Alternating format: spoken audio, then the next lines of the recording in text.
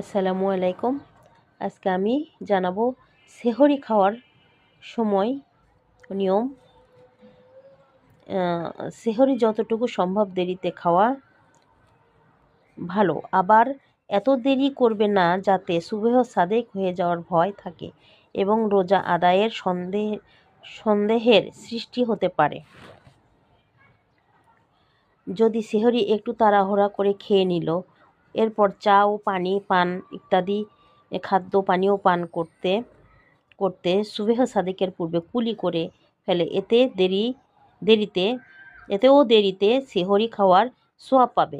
সেহরি খাওয়ার প্রকৃত সময় সূর্যাস্ত হতে আরম্ভ করে সুবহ সাদেকের পূর্ব পর্যন্ত যে কয় ঘন্টা হয় তা 6 ভাগের শেষ ষষ্ঠ ভাগ।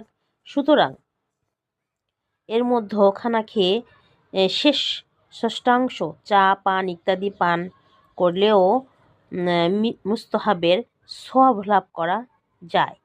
যে পর্যন্ত সুবহ সাদেক না হয়, অর্থাৎ পূর্ব দিকে সাদা বর্ণ দেখা না যায়, সে পর্যন্ত সেহরি খাওয়া দুরস্ত। সুবহ সাদেক হয়ে গেলে আর খাওয়া জায়েজ হবে না। আল্লাহ হাফেজ।